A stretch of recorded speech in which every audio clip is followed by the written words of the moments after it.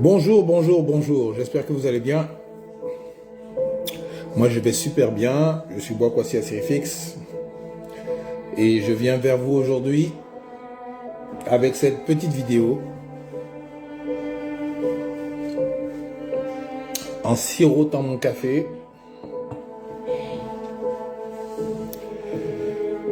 Pour vous parler de ce qui va nous advenir, ce qui va arriver en Côte d'Ivoire. J'ai failli dire colonie Ivoire, mais je dis Côte d'Ivoire par rapport au respect que j'ai pour les Ivoiriens et les Ivoiriennes qui sont sur cette page et qui vont suivre cette vidéo. Mais pour les autres là, c'est la colonie Ivoire. Parce que dans leur tête, ils ne sont pas encore à mesure de comprendre que nous sommes encore une colonie et que nous aspirons fortement à devenir une nation, un pays. Nous sommes attachés, liés par des accords misérables coloniaux que des gens ont signés à une époque avec le pistolet sur la tempe, je parle de Houphouët-Boigny, et qui ont été obligés de les suivre jusqu'à aujourd'hui. Pourquoi je parle des accords coloniaux? Je parle des accords coloniaux parce qu'à une époque, le gouvernement français, la France en particulier, avec le général de Gaulle, ce n'est pas moi qui l'invente, hein, ce sont les archives que nous avons pu découvrir avec des preuves à l'appui qui nous ont montré que le gouvernement français avait le droit de tout sur la colonie Côte d'Ivoire. Et quand la France est obligée à l'ONU de donner les indépendances aux pays africains, elle s'est arrangée d'une certaine manière de mettre des accords, des accords, voilà, enfin, accords c'est en griffe, hein, mais de donner des lois sur papier, écrits et signés, qui leur donne le droit de faire beaucoup de choses avec toutes nos ressources, avec les populations, avec tout ce qu'ils veulent. Voilà. Et quand on regarde depuis les années 60 jusqu'à maintenant et qu'on constate que la Côte d'Ivoire n'est pas encore développée correctement comme un pays, comme la Malaisie, comme tous ces pays-là qui étaient dans le même état que la Côte d'Ivoire dans les années 60 et aujourd'hui qui sont des pays développés, on peut se poser des questions. Bonjour ma grande sœur chérie Badou. Bonjour la reine mère. J'espère que tu vas bien. Moi je vais très bien. Alors, fort de cela, aujourd'hui on peut se poser des questions parce qu'il y a beaucoup d'Ivoiriens, d'Ivoiriennes qui se posent la question de savoir est-ce que nous-mêmes en Côte d'Ivoire, en Afrique, là-même on est intelligent?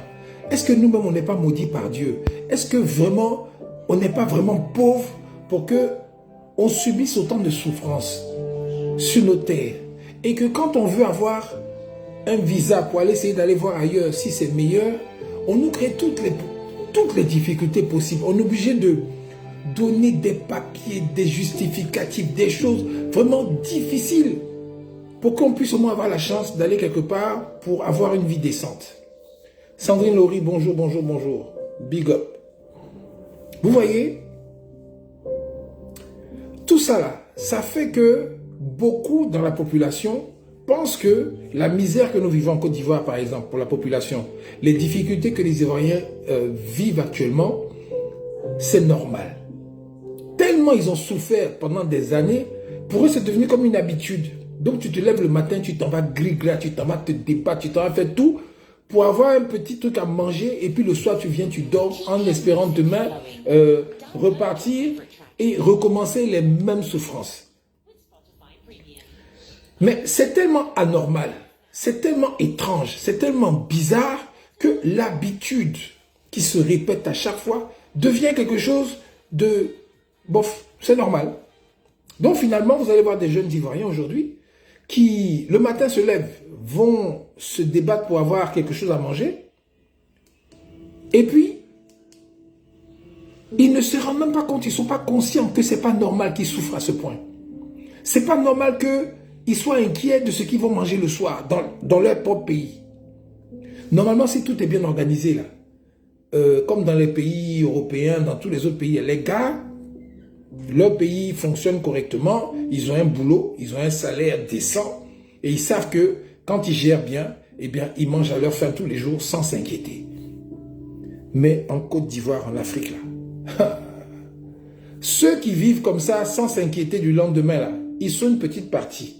Mais la majorité, la grande majorité qui souffrent, qui sont toujours angoissés de pouvoir...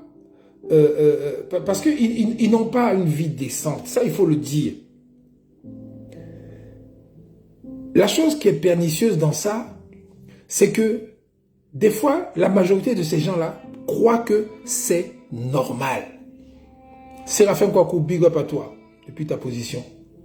Partagez la vidéo, mettez les cœurs. Partagez la vidéo, mettez les cœurs, s'il vous plaît. Ou bien enregistrez-la, parce que Facebook fait tout pour bloquer mes vidéos maintenant. Vous comprenez?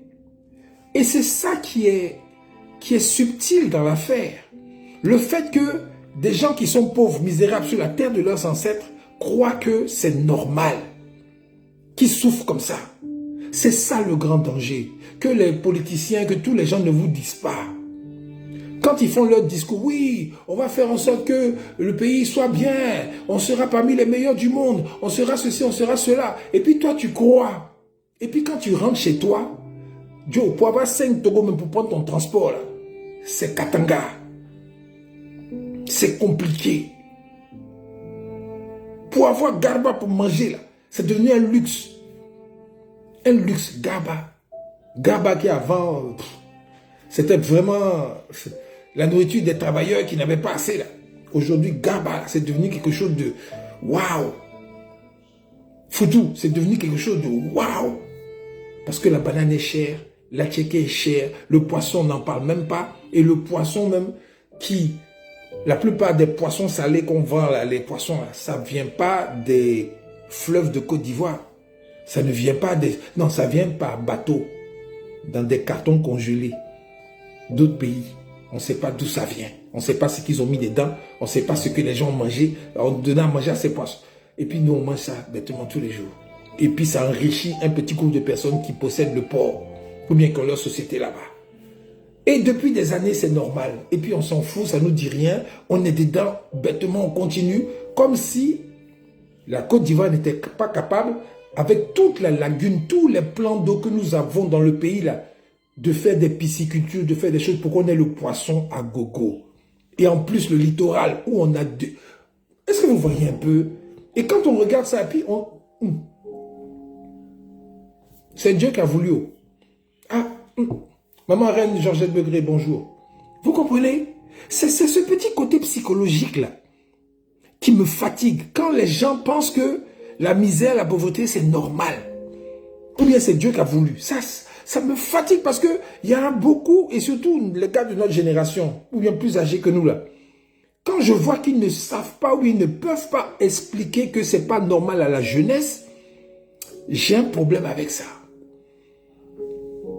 Mais croyez-moi, toutes ces choses-là, ça a été bien pensé, bien calculé. Parce que depuis le temps du général de Gaulle jusqu'à aujourd'hui, il y a un groupuscule de personnes qui se sont accaparés tous les leviers économiques du pays et qui les gèrent à leur guise.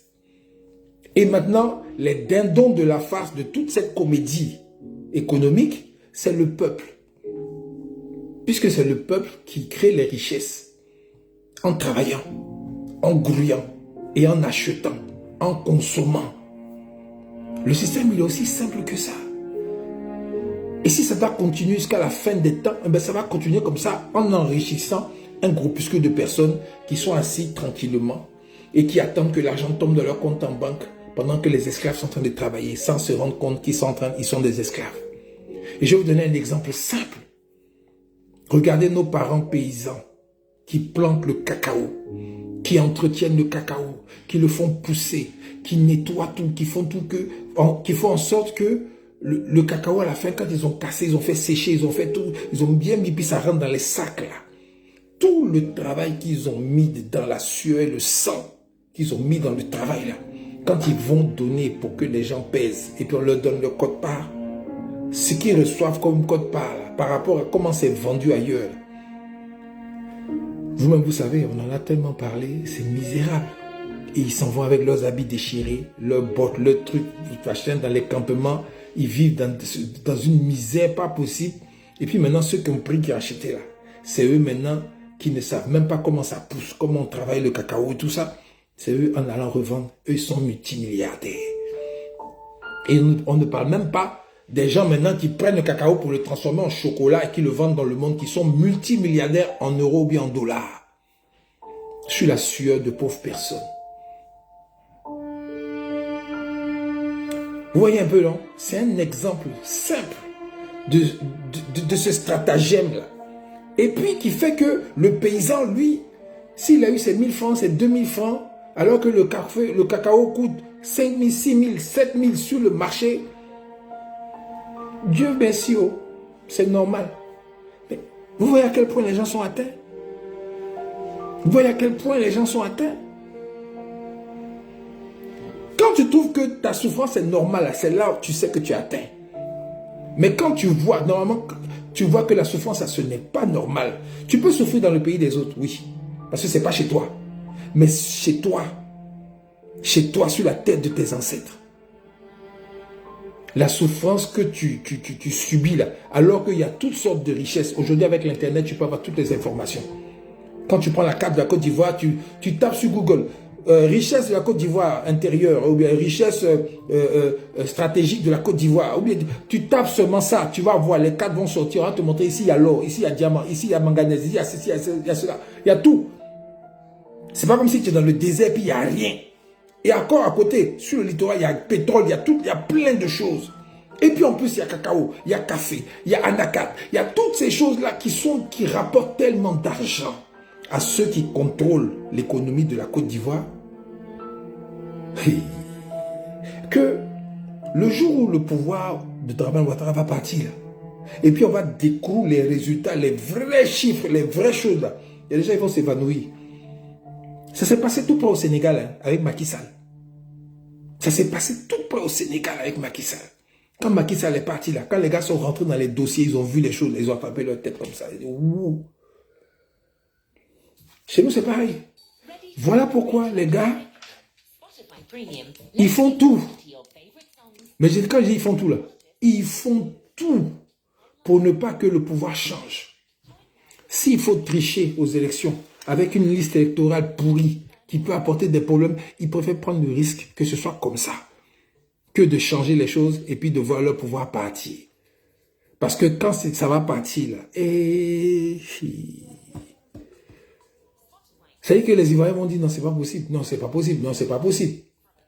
Et une fois qu'ils auront pris conscience, ils auront vu que les choses ne sont pas possibles, automatiquement, comme les Ivoiriens sont intelligents, ils vont verrouiller, ils vont fermer, ils vont bloquer, ils vont changer tout. C'est là maintenant que ceux qui sont derrière, les gens qui sont en train de gérer l'économie là, ils vont pleurer parce que l'argent ne va plus rentrer comme avant. Et ça, les gars ne peuvent pas supporter cette idée-là. Donc, qu'est-ce qu'ils font? Ils font tout leur possible pour ne pas que le pouvoir change. Kadia Aline, bonjour ma soeur. Aujourd'hui, moi je peux dire tranquillement que quand j'observe l'attitude de M. Dramane Ouattara, avec ses voyages constants à Paris, je me dis que la France a dû lui dire que bon, on va continuer avec toi. Et éventuellement, si tu es fatigué, ton frère prendra le relais. C'est ce qu'ils ont dû lui dire, c'est ce que je me dis, dans mon imaginaire. Dans mon imaginaire, c'est ce que je me dis. Oh, monsieur Ouattara, vous inquiétez pas.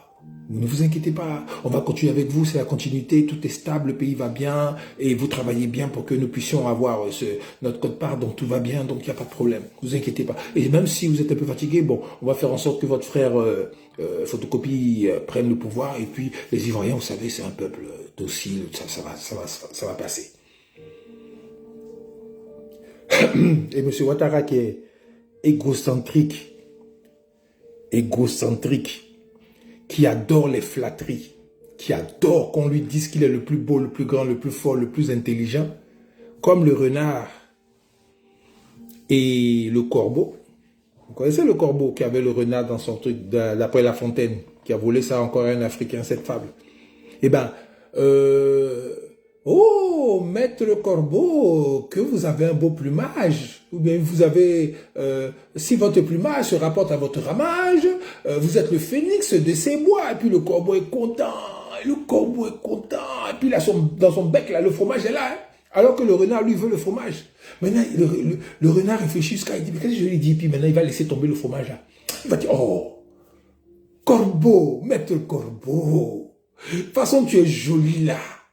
Mais je suis sûr que ta voix là, ta voix que tu as là, si tu sors un qui a dit de cette là, oh, ça va m'enjailler. Et puis le corbeau maintenant qui est là, et puis il a ouvert son bec, et puis il fait quoi, et puis le fromage est tombé. Bon, le renard a pris le fromage, il a dabassé copieusement, puis le corbeau maintenant est en boule. Le fromage, il dit, mon ami. Tout flatteur vit aux dépens de celui qui l'écoute, ou bien je sais pas quoi, un truc bizarre comme ça, parce que comme c'est pas ma langue maternelle là, mais une chose est sûre, c'est que mon ami, on t'a bien blagué, puis on t'a eu. Voilà. Donc c'est ce que Paris a fait à M. Ouattara. Et je ne sais pas si M. Ouattara a suffisamment de recul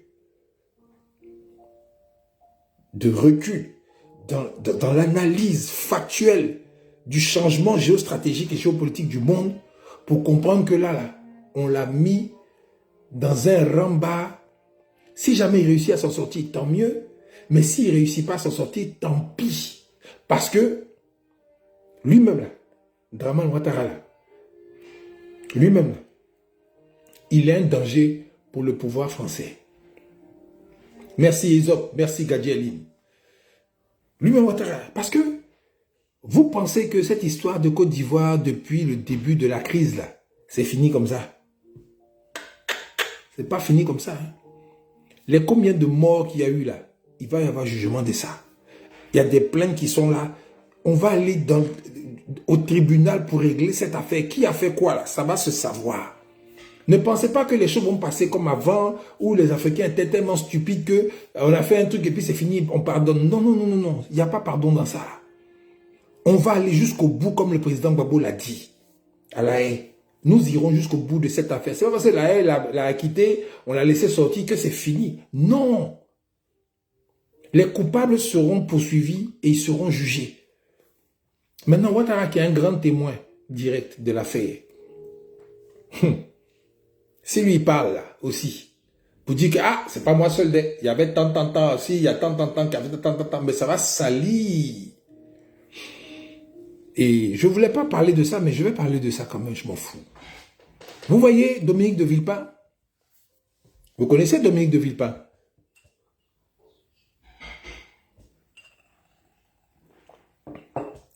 Dominique de Villepin qui partait à Boaké, saluait Soro Guillaume, avec les photos vidéo à l'appui, bravo mes soldats, c'est bien, tout ça, qui saluait la rébellion. Aujourd'hui, M. Dominique de Villepin veut se présenter en France comme pour la présidence de 2027. Donc, il est en pré-campagne, il est en train d'apparaître sur les plateaux de télévision, il est en train de se débattre pour essayer d'être connu bien, truc des Français, tout ça là, pour éventuellement rentrer dans le processus. Mais lui, il croit que ce riz couché là, nous, on va le laisser comme ça. Oh, les gens là même des fois, c'est-à-dire que, en fait, ils sont pas bêtes, hein. Mais c'est simplement parce qu'ils sont tellement méprisants à l'égard des Africains, à l'égard de l'homme noir, qu'ils ne se disent même pas que l'homme noir un jour peut rendre... C'est-à-dire qu'on peut rendre notre coup d'une manière, eux-mêmes ils n'imaginent même pas. Parce que nous, on est toujours ceux qui souffrent, ceux qui acceptent, ceux qui pardonnent au nom de Jésus, ceux qui pardonnent au nom du carême ou bien de je sais pas quoi. En tout cas, nous, on est toujours les gars qui pardonnent. Si tu nous blagues un peu, seulement on oublie, c'est fini. Les gars, ça, c'est jusqu'en 2011, en avril 2011, quand vous avez bombardé le palais présidentiel de la République de Côte d'Ivoire, que vous appelez bunker bêtement, là. Depuis ce jour-là que amour qu'il y a entre nous, là, c'est mort. Et depuis ce jour-là que vos accords coloniaux de merde, là, on a déchiré ça dans nos esprits. C'est ce jour-là que votre suprématie, bien votre truc, là, tout ça, là, on se torche le cul avec. C'est depuis ce jour-là que c'est arrivé. Parce que des fois, on pense faire des choses à des gens comme on veut, quand on veut. Et puis à un moment donné, vous rencontrez quelqu'un à qui on ne fait pas ça. Et surtout sur la base du faux. C'est ce que certains gouvernants français vont payer. Hey, regardez Sarkozy. Lui qui a donné l'ordre là, lui il a bracelé Gucci à son pied. Ou bien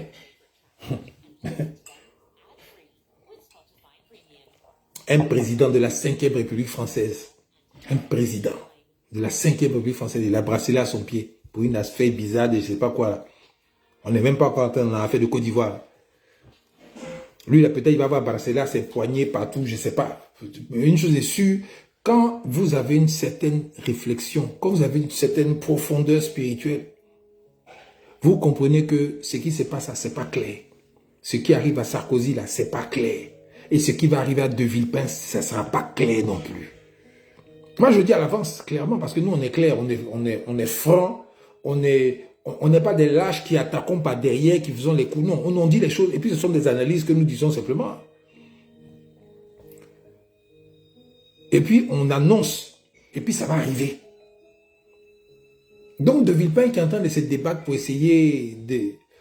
Moi, si c'était son ami, j'ai dit, mon ami, il faut laisser ça, il ne faut même pas essayer, parce que les gars vont te détruire en chemin. Avec tout ce que tu as fait dans la merde qu'il y a eu en Côte d'Ivoire, ta responsabilité là, tu vas payer ça. Il y a eu des morts en Côte d'Ivoire, et un mort ivoirien ne vaut pas moins qu'un mort français. Donc ça là, vos responsabilités qui ont fait que des gens sont morts à cause de vos bêtises, de vos ingérences dans nos affaires africaines là, vous allez payer. Clair. Et vous allez payer simplement regardant la loi. Nous, on n'est pas des criminels, on n'est pas des assassins. On dit simplement, devant les tribunaux, vous allez vous expliquer. Vous voyez la différence? À un moment donné, il faut s'asseoir et puis se poser la question, mais un être humain, qu'est-ce que c'est? Qu'est-ce qu'un être humain? Qu'il soit noir, blanc, vert, jaune, grand cou, gros, mince, un être humain qui a fait 9 mois dans le ventre d'une femme. Est-ce que c'est un vulgaire objet qu'on peut déchirer, tuer, n'importe comment, puis jeter sans conséquence? Ou bien tous les êtres humains sont égaux? Et la même valeur qu'on accorde à un être humain, c'est la même valeur que l'autre côté là a, qu'il soit riche ou pauvre. Mais dans leur tête, dans leur congolo là, un être humain qui est d'une couleur différente d'eux, c'est pas un être humain, de leur être. Donc, ils peuvent se permettre de faire certaines choses à des gens et pas à d'autres. Et je vous dis ça clairement parce que quand vous regardez aujourd'hui, par exemple, le conflit qu'il y a en Ukraine, la verve, la ferveur, la faroucheté avec laquelle les gars supportent l'Ukraine, leur civilisation, leur gars. Merci pour les cœurs, merci pour les pouces. Les gars, vous sont en boule. Mais vous allez être en boule, hein. Je vais parler. Essayez de couper encore. Donc, vous voyez, aujourd'hui, les gars sont en train de... Ils pensent que la vie est aussi simple que ça. Les choses sont aussi faciles à faire. Ça peut être facile au début pour un moment, mais un jour ou l'autre, vous allez payer. Toutes les souffrances que le peuple africain a vécues par rapport à la couleur de leur peau, par rapport à leur civilisation, par rapport à leur façon de vivre, leur façon d'être, qui ne plaisait pas à d'autres et qui se sont permis de faire toutes les saletés qu'on a fait au peuple africain, mais à un moment donné, l'ardoise elle sera présentée au calme. Ah oui, ça se fait pas.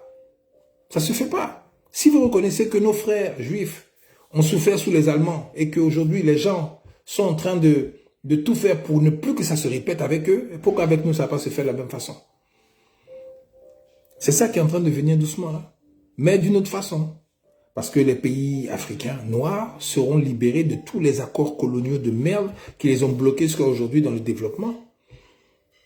Et chaque pays sera libre et fera ce qu'il a envie de faire et discuter, échanger avec qui il veut pour pouvoir développer maintenant tout ce qu'il y a à développer. C'est dans cette direction que nous marchons aujourd'hui. Donc, tous les micmacs que les politiciens français font pour pouvoir essayer de garder la même mise sur leur précaré, comme ils disent dans leur plateau. C'est eux-mêmes qui disent ça. Hein. Oui, les Russes sont en train de chasser notre influence en Afrique. Les Chinois sont en train de chasser notre influence, notre précaré. Ils sont en train d'empiéter. Non, les gars, c'est pas les Russes, c'est pas les Chinois. Les Russes et les Chinois, eux, par opportunisme, ils viennent prendre la place qui est dégagée. C'est pas eux qui dégagent. Ce sont vous-même vos actes méchants, vos actes malsains, vos actes malveillants, vos actes injustes. Toutes les souffrances que vous avez infligées aux Africains sur la base de la couleur de la peau, sur la base du mépris. C'est ça qui revient en pleine face. C'est pas l'instrumentalisation, bien, comment on appelle ça, l'influence de la... Mais les gars, vous nous prenez pour qui? Vous voyez à quel point vous êtes méprisants? Vous allez jusqu'à dire sur les plateaux de télévision que non, c'est les Russes qui viennent nous dire que oui, il faut chasser les Français. Non, c'est pas vrai. Et puis on ne chasse pas les Français, on chasse les bases militaires françaises.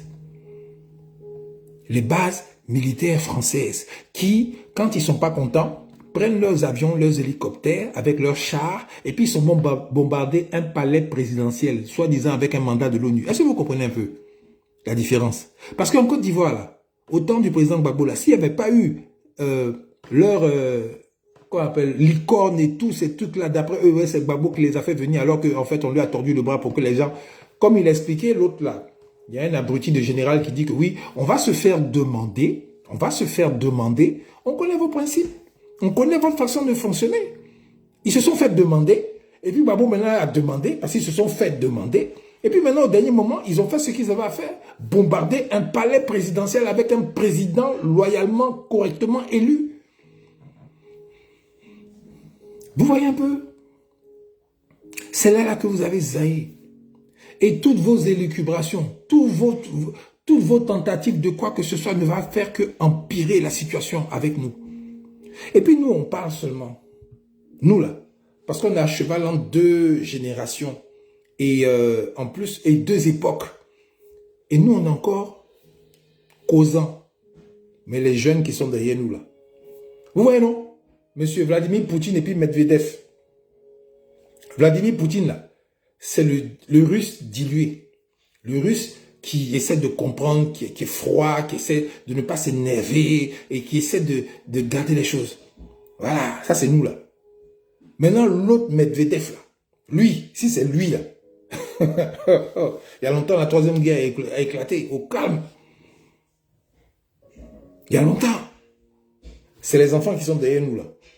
Qui se sont rendus compte que les souffrances qu'ils endurent aujourd'hui, là, c'est dû au fait que c'est mamie, c'est l'auto, c'est quoi, avec ces accords coloniaux, là.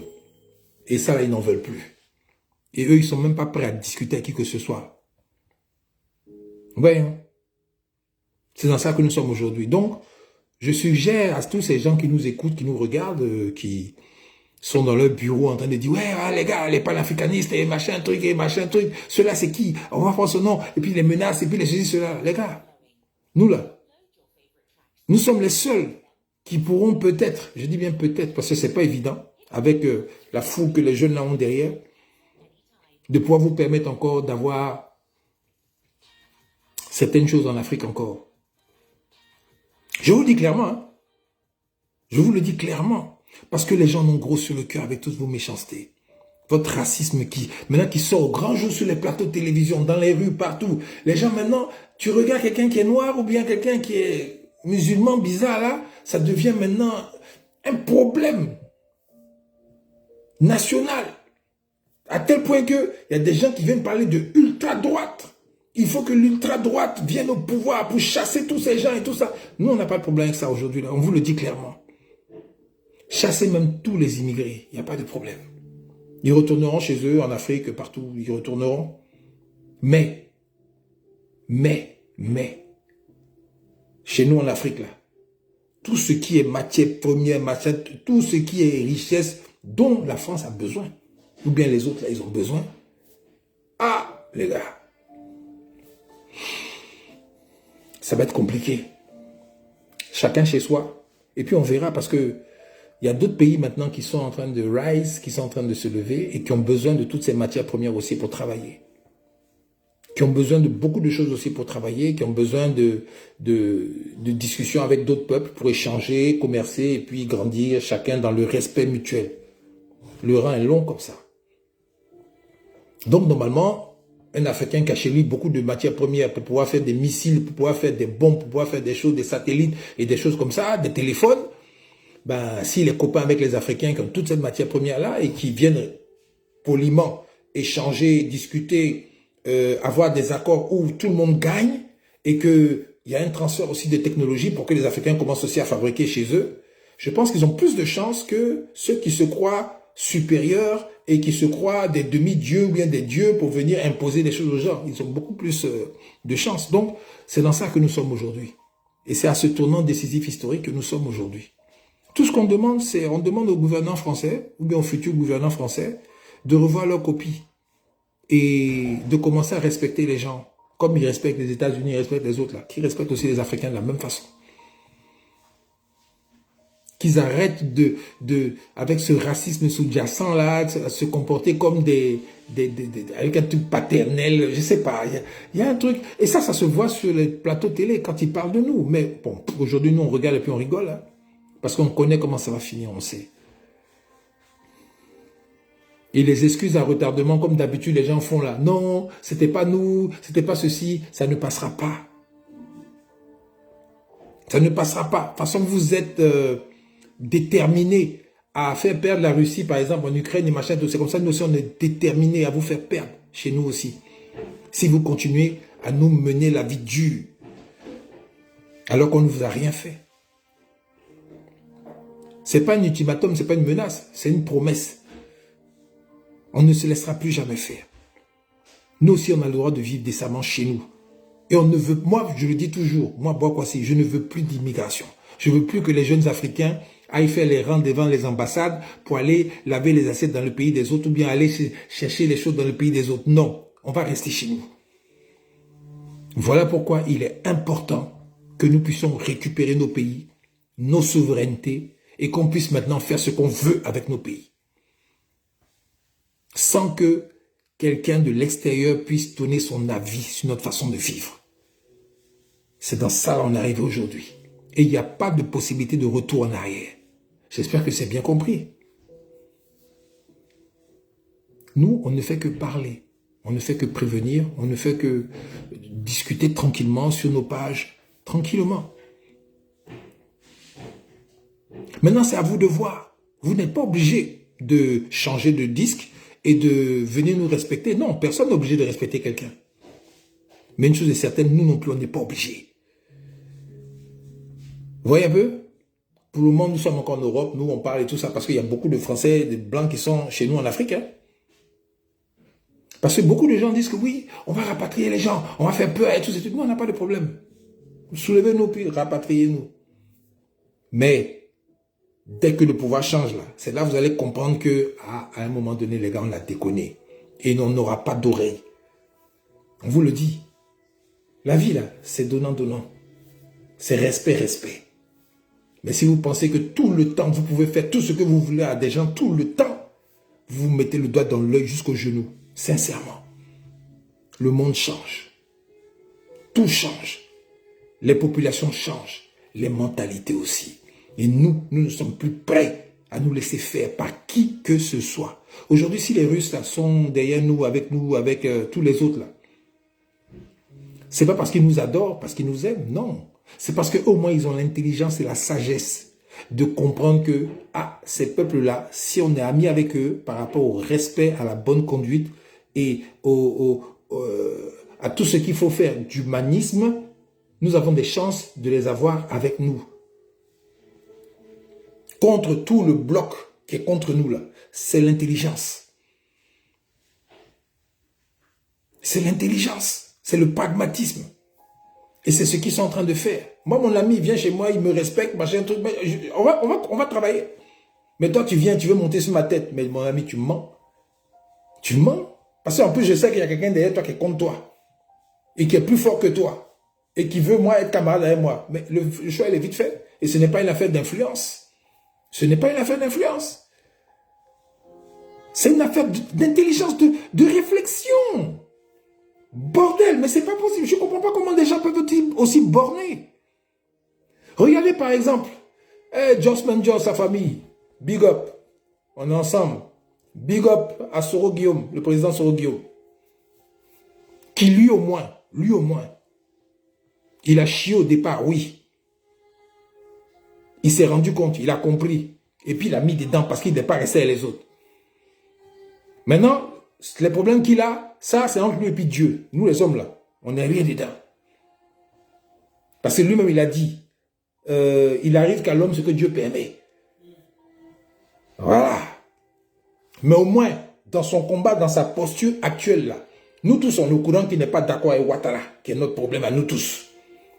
Donc, comme le président Gbagbo l'a dit, on est ensemble. Maintenant, quand il va rentrer courageusement au pays là, puisque je sais qu'il est courageux, on va s'asseoir nous, puis on va discuter. Et puis il va nous dire ce qui s'est passé, c'est comment, c'est comme ça, c'est comme ça, c'est comme ça. Et puis on va régler nos problèmes parce qu'il a participé au changement dans le pays, au calme. Et entre nous, Ivoiriens, on va régler comme on doit régler d'habitude. Et nous, tous, Ivoiriens, on se connaît. On n'est pas des sauvages. C'est de ça qu'il s'agit. Maintenant, les autres qui sont restés dans le mensonge, là, qui sont restés dans le faux, qui sont restés dans le crime, dans le vol, dans la gabégie, dans toutes les choses, qui fait souffrir tous les Ivoiriens, là, et les Africains alentours. Ils vont voir clair dans le film. Est-ce que je me suis fait comprendre? C'est de ça qu'il s'agit. Hein? C'est de ça qu'il s'agit. Et c'est de là à là. Et il n'y a pas d'autre sortie, il n'y a pas d'autre voie, il n'y a pas d'autre opportunité. À votre avis, pourquoi le RHDP décale son... Comment ils appellent ça, leur truc là? Leur convention, bien quoi, pour désigner leur truc là, de 1 mois. Pourquoi, à votre avis? Après l'apparition de l'ONU.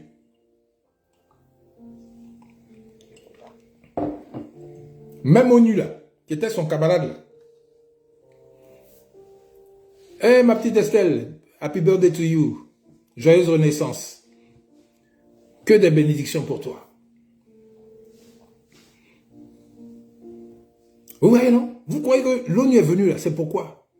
C'est pour dire à ma claque là que, Joe, ce que tu as fait sur la base du mensonge et puis nous on t'a accompagné là, c'est ce qui va t'arriver sur la base de la vérité. Et puis nous aussi on va les accompagner.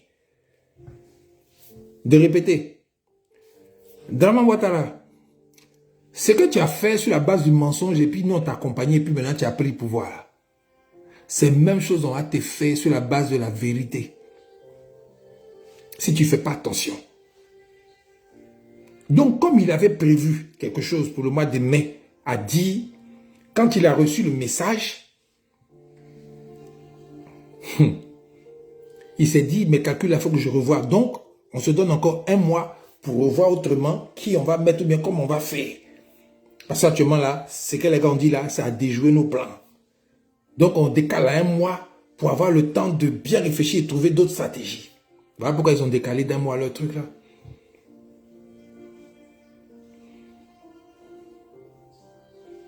Et ça, pour les pauvres moutons du RDR qui continuent d'aller droit dans le mur en suivant ce monsieur, c'est tant pis. Franchement, à un moment donné, hein, les hommes, tu leur parles, tu leur expliques les choses, tu leur dis, et puis ça rentre ici, ça sort là-bas. Mais à un moment donné, on s'en fout. À un moment donné, on s'en fout. On t'a parlé, on t'a dit, on t'a prévenu. C'est pas après tu vas venir pleurer pour dire que non, je ne savais pas. Non, on t'a tout dit, on vous a tout dit. Ne foncez pas dans le mur. Nous sommes tous des Ivoiriens. Nous sommes des frères. Cher Dibiwoudi, comment ça va?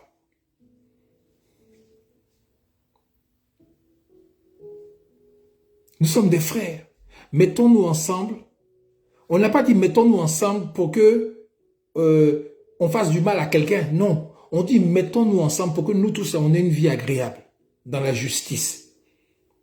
Est-ce que vous comprenez? On dit mettons-nous ensemble pour que nous tous là, on ait une vie agréable. En fonction des ambitions de chacun travaille, chacun fait un truc, il aura son bonheur parce que dans le pays, il y aura la justice, il y aura l'égalité, il y aura la fraternité entre nous.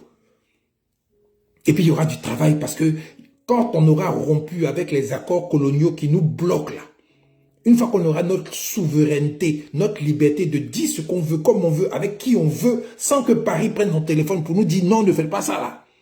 C'est là que toutes les richesses, on va manger ça entre nous. Parce que quand on va vendre, on aurait une plus-value dessus parce que c'est nous qui on donne le prix. C'est tout ce qu'on dit. Hein.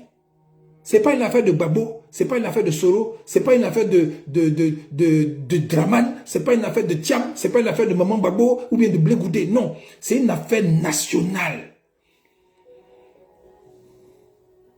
C'est une affaire nationale, Sandrine Laurie, merci, bonjour, merci. Et puis c'est même pas, je ne suis pas dans une démarche avec un gros français pour que les gens ne comprennent pas. Non, c'est des choses simples. C'est dans ça que nous sommes. Et ce que je suis en train de dire là, c'est en train de grandir dans la tête de tous les enfants de Côte d'Ivoire en majorité.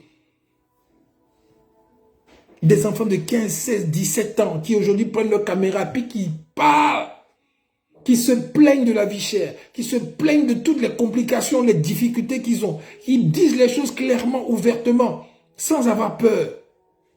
Vous savez, dans la vie, là, l'intelligence, c'est d'analyser les situations dans les moments. Quand vous regardez les réseaux sociaux, parce que les réseaux sociaux jouent un rôle capital dans le changement mondial qui est en train de se faire. Quand tu regardes et puis tu vois, tu te fais un sondage d'opinion, et puis tu vois qu'il y a plus de plaintes que de satisfaction, automatiquement dans ta tête, tu dis, il y a un problème. Il faut que j'essaie de régler ça. Quand c'est normal, hein. Vous comprenez, non? Quand c'est normal, tu te vois que tu as une équipe de communicants, tu leur dis, bon les gars, observez les réseaux sociaux, regardez toutes les pages, et puis regardez si les Ivoiriens sont contents, mais s'ils sont fâchés. Et puis après maintenant, si les Africains sont contents, mais s'ils sont fâchés de nous, à cause de nous. Et maintenant, quand tu regardes, et puis tu fais ton travail proprement en tant que gars du RDR qui travaille dans la communication. Quand tu regardes ton truc, tu vas sur les pages, ah, lui là, il a dit ça, ah, lui là, il a dit ça, ceux-là, ils ont dit ça, ah oui, ça, c'est des vraies personnes, c'est pas les trolls, c'est pas les trucs, ah ouais. Puis maintenant, on va, ah, ceux qui sont contents, bon, voilà. Et puis tu regardes maintenant. Tu dis, ah, tous ceux qui sont contents, là, apparemment, ils sont que des RDR. Maintenant, ceux qui sont pas contents, là, ils sont beaucoup. Maintenant, il y a des RDR dedans, il y a des FPI dedans, il y a des tant dedans, il y a tous ces gars-là. Et puis, ils sont nombreux.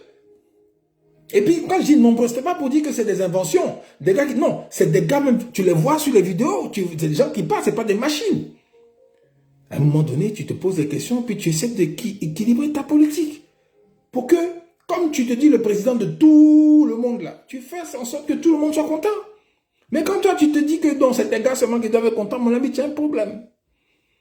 Et tu vas tomber. Tu vas tomber. Draman Ouattara. C'est trop tard aujourd'hui. Bizarrement, avant les élections, les gens commencent à diminuer le prix du riz à 20 francs. Les prix de machin, bizarrement, ça commence à tomber. Les gars vont montrer maintenant des projets. Ils vont commencer. Les gars, envoyez la lune pour déposer, pour donner à chaque Ivoirien une lune avec un soleil. C'est mort. C'est mort. Prenez plutôt votre temps à réfléchir à l'après Ouattara. Qu'est-ce qui va se passer? Toi qui es criminel, là, tu vas nimi. On va t'attraper, on va te juger.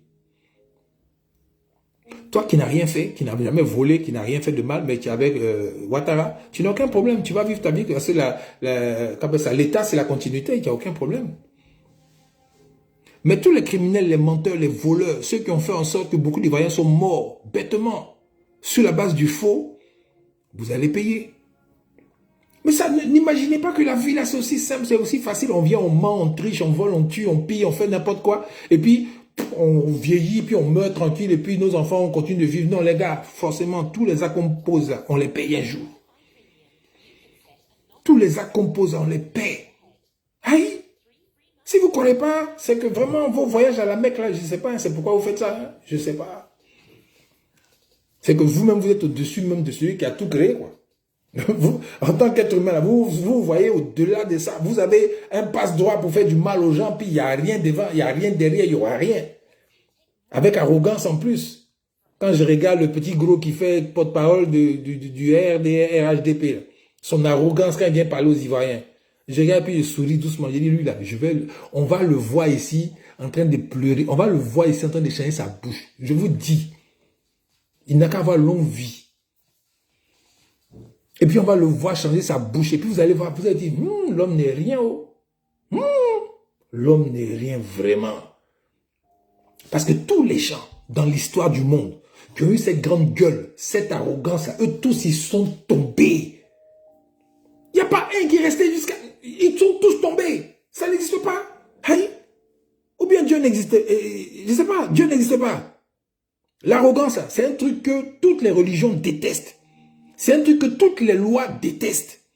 C'est un truc c'est un péché capital, même l'arrogance. Tu te crois fort, puis maintenant tu écrases les autres, et puis tu parles, et puis il n'y a rien. Mon ami, ça là, si tu es dans cet état d'esprit là, c'est que tu es bête, même plus qu'un mouton. Nallement jusqu'à l'ascaras. Parce qu'en plus, plus tu es gonflé, plus tu es gros, plus tu es arrogant, plus tu es grand, quand tu tombes là, le sol qui t'accueille là, la douleur de ça là. Les gars, ressaisissez-vous, comme je le dis toujours sur ma page. RDR, RHDP, ressaisissez-vous. Faites en sorte que les élections à venir, là, elles soient vraiment tranquilles. Qu'elles soient vraiment paisibles. Qu'elles soient vraiment inclusives. Qu'il n'y ait pas... Surtout, vous voyez, Monsieur Dramane Ouattara, à quel point il défie même la création. Écoutez-moi bien, et je vais chuter sur ça. Monsieur Dramane Ouattara, à quel point il défie la création et les lois divines, les lois suprêmes, les lois supérieures et les lois humaines. C'est-à-dire que lui, ce pourquoi, depuis les années 90, il se battait là, que non, on ne veut pas de lui parce qu'il est musulman, on ne veut pas de lui parce qu'il est du Nord, parce que ceci, cela, on ne veut pas de lui, c'est une injustice. Et puis à cause de ça, des gens sont morts, leur sang a coulé. Les enfants qui se sont battus, puis leur sang a coulé, ils sont morts. Les parents qui ont perdu leurs enfants dans la rébellion, et puis maintenant, les parents sont là, ils pleurent leurs enfants tous les jours, là, qui sont allés se battre parce qu'ils croyaient à ce combat de M. Ouattara. Lui, aujourd'hui, qui est assis au pouvoir, au lieu de se contenter de faire plaisir à tous les Ivoiriens, en mettant une justice vraiment juste, en donnant les vrais verdicts sans menacer les gens qui peuvent se plaindre bien quoi que ce soit, mais en travaillant sur la base de la satisfaction de la majorité des Ivoiriens et non sur la base de la police et la gendarmerie qui te protègent. Bêtement, je dis bien bêtement et méchamment, toi tu écrases, tu fais ce que tu veux, tu es le Dieu, tu es le maître. Et puis il n'y a rien. C'est ce que tu dis dans ta tête, mon ami. Dramane Ouattara. Tu vois, moi, je n'ai pas de respect. Franchement, parce que même si c'est un aîné, mais même les vieux, là, ils doivent savoir mériter le respect dans leur comportement, dans leur attitude. Et un vieux qui est juste, un vieux qui est honnête, un vieux qui est correct, un vieux qui sait s'excuser quand il a tort, qui reconnaît ses torts et qui répare, c'est un vieux qui mérite tout le respect. Tout le respect. Mais un vieux qui continue, qui est méchant, qui est arrogant, qui est cruel, qui est injuste et qui écrase les autres. Mais Joe, aucun respect. Tu ne mérites pas. C'est pas une affaire de... C'est comme ça, c'est la vie. C'est comme ça. Donc, où on est arrivé là, M. Ouattara défie toutes ces lois-là. Et puis, il est assis là, puis il attend maintenant. On va voir ce qui va se passer. Je suis fort. Ok. Il n'y a pas de problème.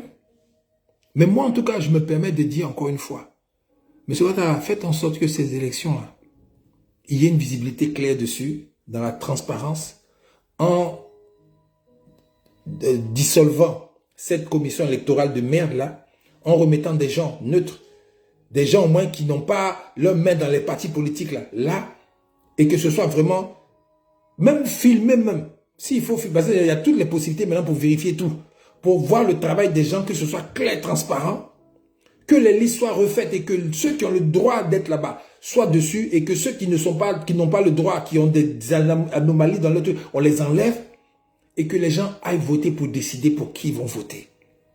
À la fin de ce processus-là, M. Ouattara, on va vous applaudir. On va vous applaudir. Ah, bravo, merci d'avoir permis au pays, même si vous avez gagné, puisque vous avez 96% des Ivoiriens qui vont voter pour vous, d'après vous, vous ne devez pas être inquiet. Mais si vous êtes en train de faire tous ces tournures, tous ces machins bizarres, pour ne pas que cette liste soit touchée, pour ne pas que cette CEI soit touchée, c'est que vous avez quelque chose à cacher. C'est que vous avez un problème avec la justice, avec le droit, avec ce qui est correct, ce qui est honnête, ce qui est transparent. Et ça, vous allez le payer très cher.